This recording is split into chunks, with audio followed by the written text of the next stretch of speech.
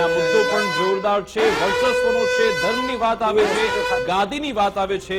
વાત કરી રહ્યા છે જૂનાગઢની. 19 નવેમ્બરે જ્યારે તનસુખ ગિરી બાપુ બ્રહ્મલીન થયા, હજુ તો તે બ્રહ્મલીન થયા ને કલાકો વીત્યા હતા, ત્યાં તેમની ગાદી પર કોણ બેસશે તેને લઈ ઘમાસાણ છેડાઈ ગયું. એક છેડો મહેશગીરી બાપુએ સંભાળ્યો, બીજો છેડો હરિગીરી બાપુએ સંભાળ્યો હતો. જો કે જ્યારથી મહેશગીરી બાપુ આ વિવાદમાં આવ્યા છે ત્યારથી લઈ જોરદાર આક્રમક થઈ રહ્યા છે અને ફરી એકવાર તેમણે આક્રમક નિવેદન આપ્યું છે. જૂનાગઢમાં ધર્મને લઈ મહેશગીરી બાપુએ જોરદાર વાક પ્રહાર કર્યા છે, આકરા શબ્દો વાપર્યા છે અને તેમણે એમ પણ કહ્યું, ધર્મ વિશે કહ્યું કે ધર્મમાં જો ખોટું થતું હશે તો હું લડીશ પરંતુ રડીશ નહીં. ભગવાન કૃષ્ણ વિશે પણ તેમણે વાત કરી કે તેમણે ક્યારે પણ કહ્યું નથી કે શાંત રહો.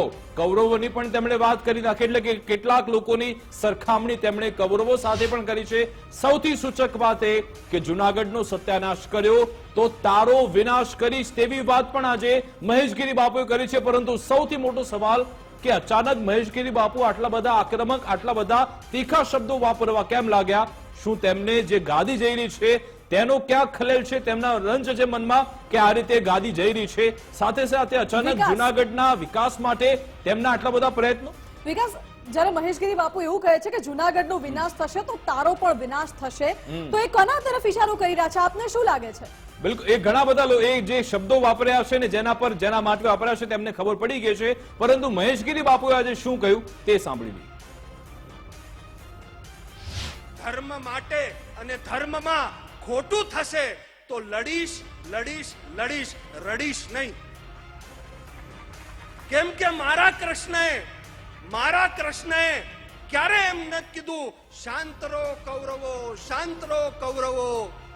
મારા કૃષ્ણએ એમ કીધું કે તે ખોટું કર્યો છે અને તારો વિનાશ કરીને જ રહીશ. તે મારા જૂનાગઢનું કલ્યાણ કર્યું હોય તો તારા ગુણગાન ગાઈશ, પણ જૂનાગઢનો સત્યાનાશ કર્યો તો તારો વિનાશ કરીશ. બીજા કોઈ ન કરે પણ કરે, પણ ધર્મમાં કોઈ આડો આવ્યો તો મહેશગીરી આડો ઉભો છે, એટલું યાદ રાખજો. કોણ ધર્મ આડું આવ્યું છે, કોણે જૂનાગઢનો સત્યાનાશ કર્યો છે તેમણે ફોડ નથી પાડ્યો, પરંતુ જે તેમને કહેવા માંગતા હતા કદાચ તેમના સુધી આ સંદેશ પહોંચી ગયો છે. તેમના તરફથી શું પ્રત્યુત્તર આવે છે તે પણ જોવાનું રહેશે. આગળ વધે.